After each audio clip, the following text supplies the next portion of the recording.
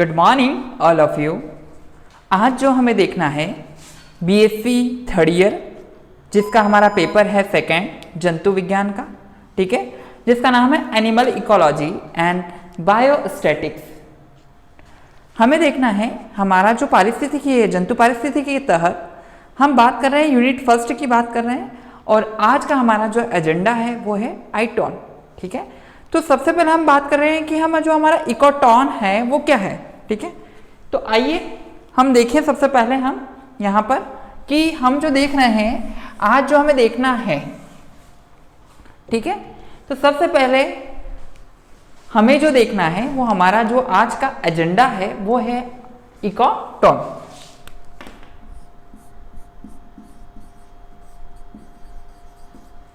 तनाव क्षेत्र,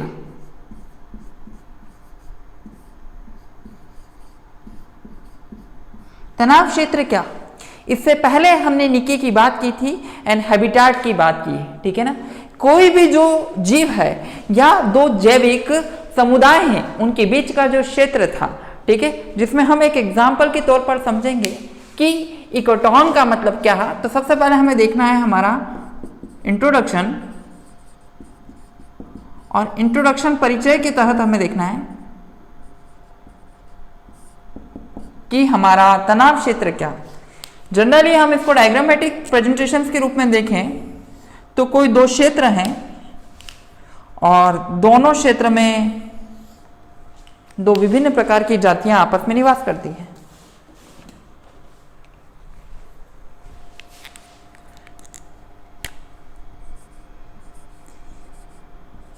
माना कि ये दो जातियां हैं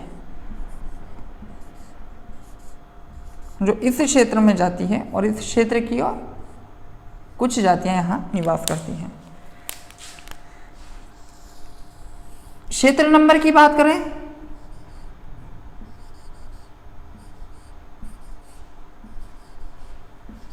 इस क्षेत्र की ओर इस प्रकार की कोई जातियां निवास करती हैं जो कुछ भाग इस तरह से यहां पर निवास करती हैं।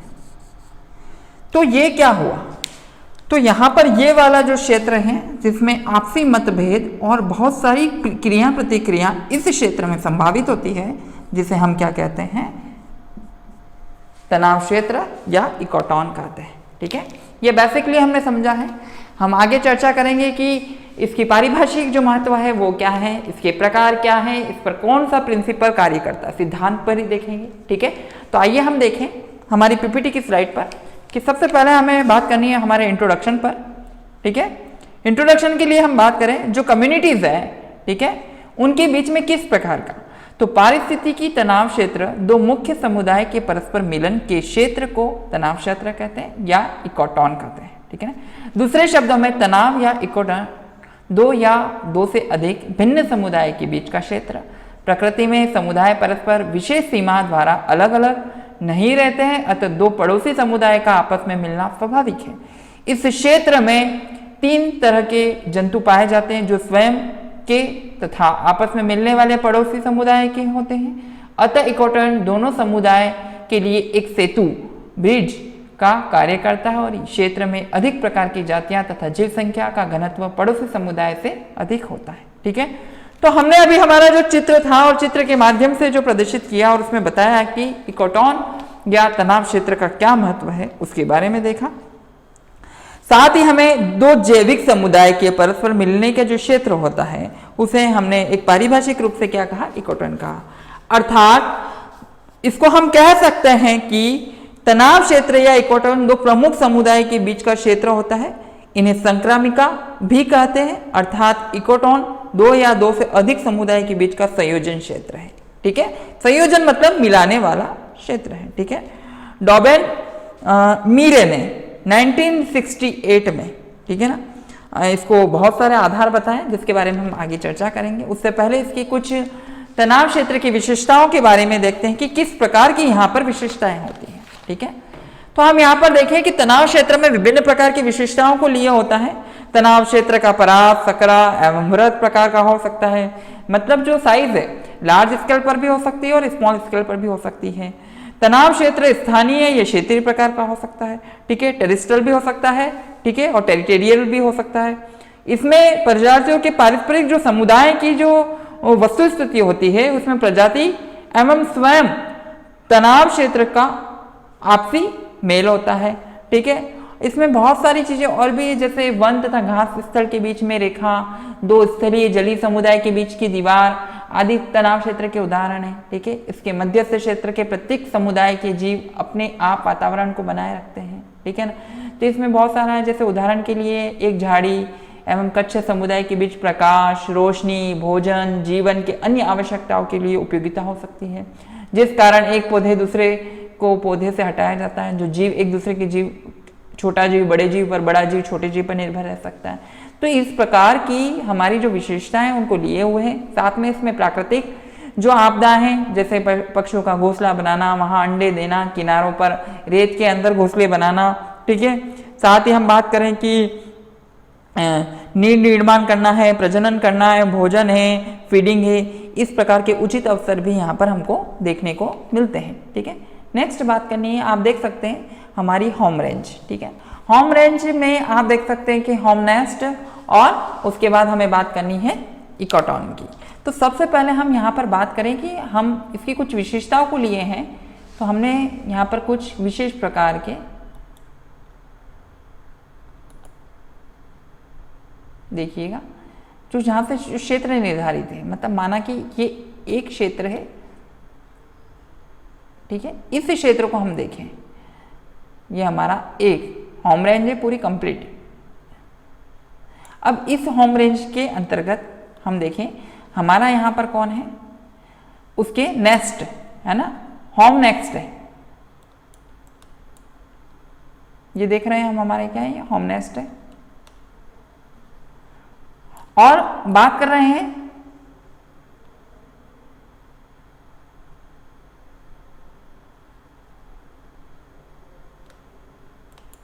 ये हमारा जो क्षेत्र है, ये सेकेंड वाला क्षेत्र है।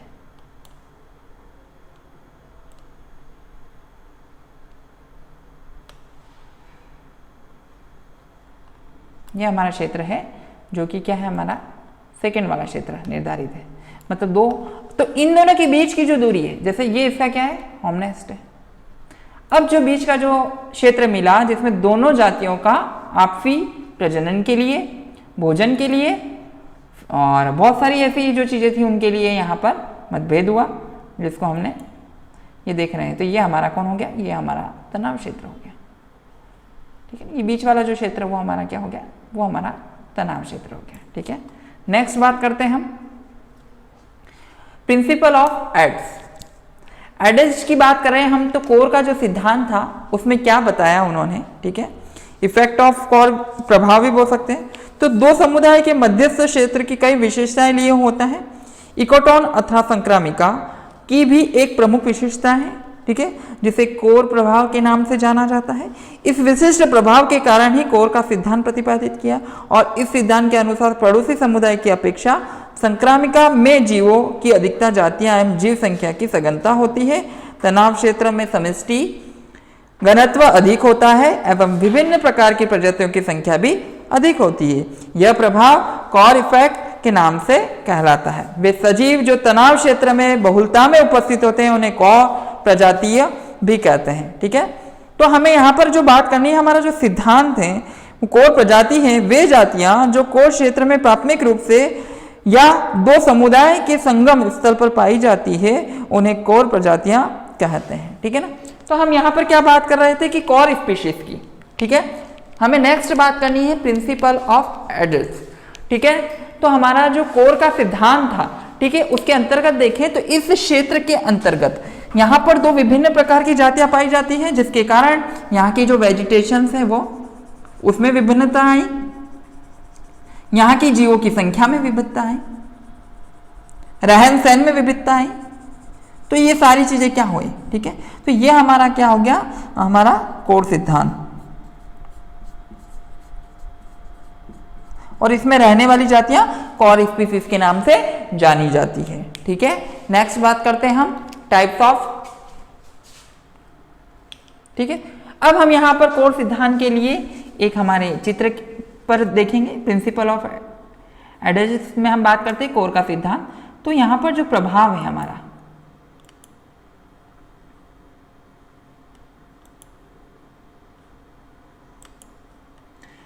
ठीक है। अब यहाँ पर देख रहे हैं ये जातीय नंबर 1 जो इस प्रकार से इसको चित्रित किया गया।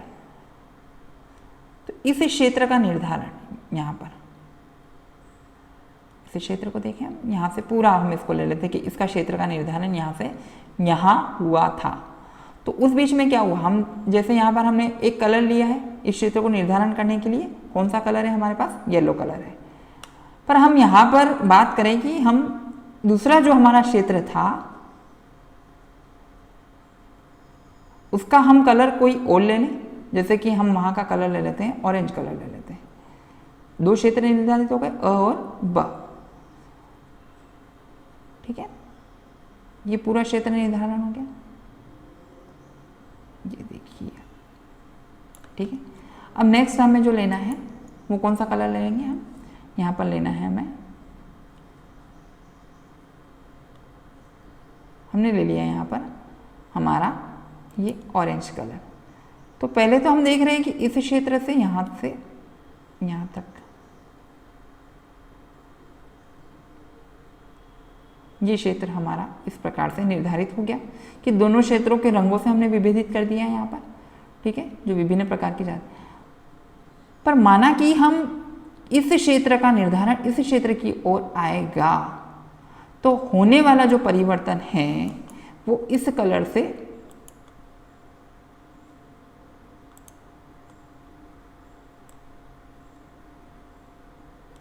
ठीक है। तो ये इतना सा जो क्षेत्र है ये कौन सा क्षेत्र हो गया हमारा, इकोटोन हो गया, तनाव क्षेत्र हो गया। और इसमें रहने वाली जातियां हमारी क्या हो गई, कोर स्पीसीज हो गई, ठीक है।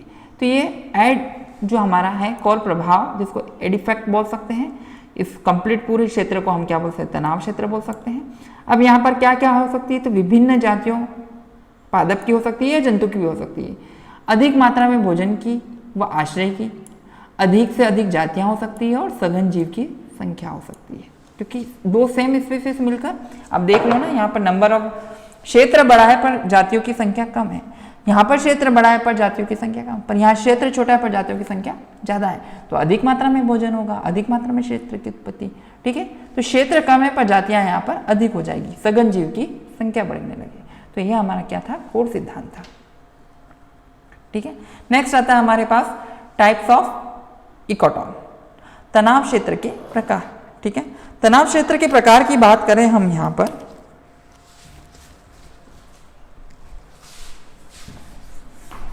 तो हमारे पास 3 प्रकार के इकोटोन हैं या तनाव क्षेत्र हैं, 3 प्रकार के, और उसके बारे में हमें देखना है।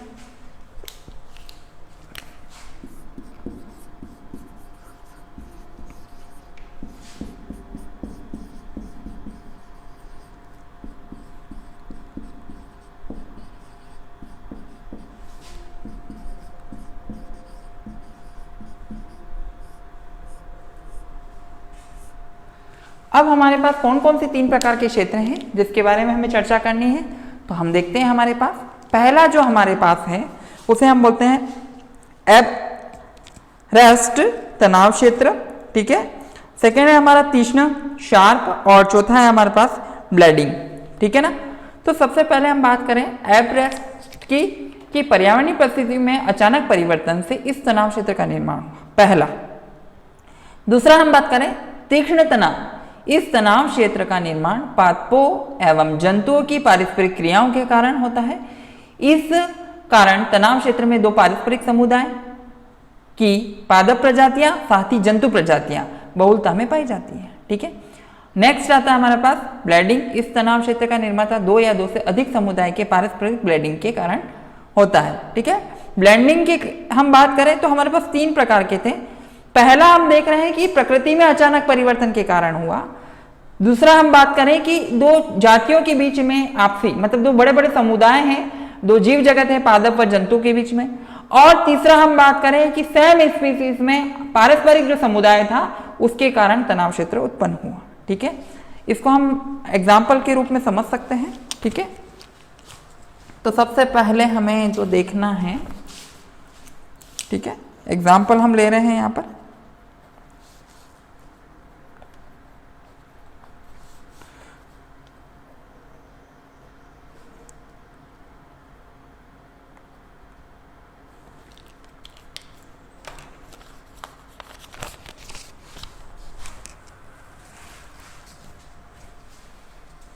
तो यहाँ पर हम जो देख रहे हैं वो देखिएगा कि 3 प्रकार के जो हमने यहाँ पर बता रखे हैं वो किस प्रकार से। तो पहला क्या हुआ हमारे पास, प्राकृतिक, ठीक है।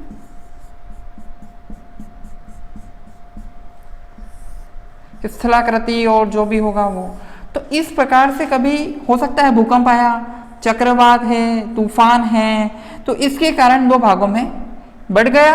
अब 2 भागों में बंटने के कारण क्या हुआ, जीव, जैसे माना कि यहां पर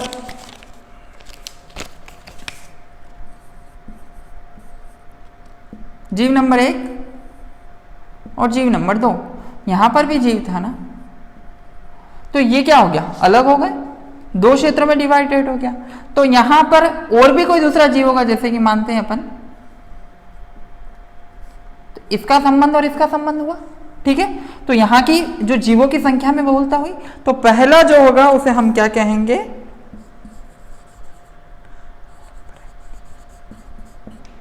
इकोटॉन, ठीक है। सेकेंड बात करनी है हमारा, तो पारिस्थितिकी जो हमारा परिवर्तन हो रहे, प्राकृतिक परिवर्तन के कारण होने वाला, पहला। दूसरे में क्या होगा, हम दूसरे में देख रहे हैं कि एक तरफ हमारे पास प्लांट्स हैं और दूसरे तरफ हमारे पास यहां पर एनिमल्स हैं।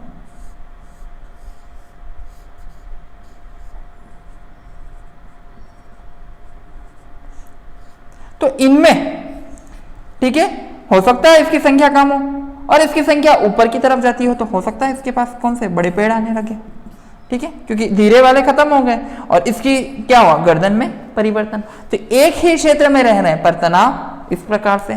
नेक्स्ट बात करना है जिसको हम क्या बोलते हैं, शार्प या तीक्ष्ण।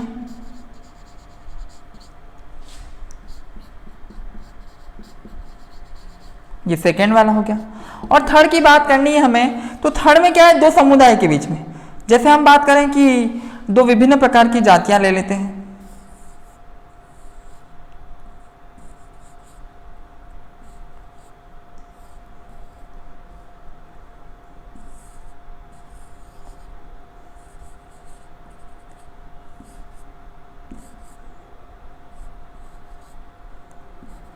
एक तरफ तो ये है और दूसरी तरफ हमने ये ले ली।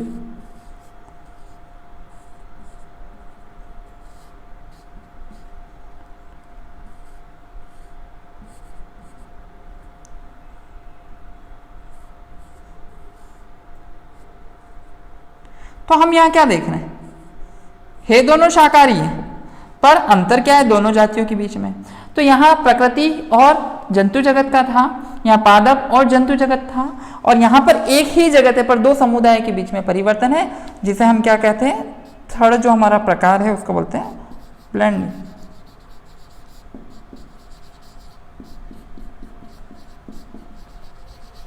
इस प्रकार से हमने तीनों प्रकारों के बारे में चर्चा की। नेक्स्ट हमें जो देखना है प्रकार के अंतर्गत, इसका एक चित्र देखना है हमें, इस प्रकार से आप देख सकते हैं। यहाँ पर हम जो देख रहे हैं, ऊपर वाला टेरेस्ट्रियल है, उस पर रहने वाले जीव, प्लांटेशंस एंड जितने भी एनिमल है हमारे, फ्लोरा एंड फोना दोनों के बारे में देख रहे हैं। एक्वेटिक रीजन में देखना है, ठीक है। और हम यहाँ पर जो देख रहे हैं जो हमारा है, तो यहाँ पर क्या है, ये सॉइल है, ये वाटर बॉडी है, तो यहाँ पर एक्वेटिक इकोसिस्टम है, ठीक है, ये लैंड इकोसिस्टम है, और इन दोनों के बीच का जो आ रहा है वो क्या है, हमारा टेरेस्ट्रियल इकोसिस्टम है। जो टेरेस्ट्रियल इकोसिस्टम वाला पार्ट था उसे हमने क्या कहा, इकोटॉन, ठीक है। तो ये इकोसिस्टम फर्स्ट, ये इकोसिस्टम सेकंड, ठीक है ना। तो इकोसिस्टम हम इसको एक नॉर्मल एक ग्राफ की तरफ देखें कि हमारा जो, इसको ग्राफ से समझे तो हमारा जो इकोसिस्टम है,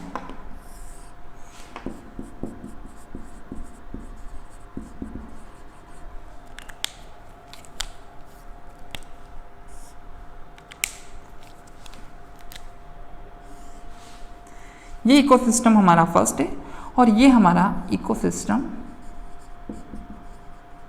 सेकेंड है। मतलब माना कि ये टेरेस्ट्रियल इकोसिस्टम है, ठीक है, ये हमारा एक्वेटिक इकोसिस्टम है, और बीच में ये वाला जो क्षेत्र है इन दोनों को मिलाता है वो कौन है, हमारा इकोटॉन है, जिसको हमने क्या बोला, तनाव क्षेत्र कहा, ठीक है। तो 2 विभिन्न प्रकार के जो बायोम हैं उनके मध्य में जो पाए जाने वाला जो क्षेत्र है वो क्या कहलाता है, दो जैविक समुदाय, ठीक है, उनके मध्य में पाए जाने वाले क्षेत्र को हम क्या कहते हैं, तनाव क्षेत्र कहते हैं, ठीक है ना। आप देख सकते हैं इन चित्रों को, इनके माध्यम से भी, जैसे फॉरेस्ट हैबिटेट है, लेक हैबिटेट है, ठीक है ना, इस प्रकार के दोनों के बीच में जो मिलने वाला है ना, तो इस प्रकार से हमारा ये जो तनाव क्षेत्र है, ठीक है ना,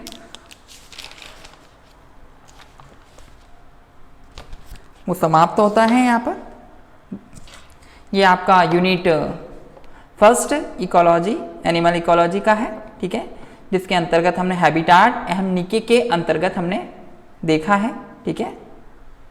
धन्यवाद। अंतिम में हमें देखना है references, animal ecology and biostatics, जिनके लेखक है पारिक भटनागर, भटमेवाड़ा जी एम रावत जी हैं, जो कि अलका पब्लिकेशन से हैं।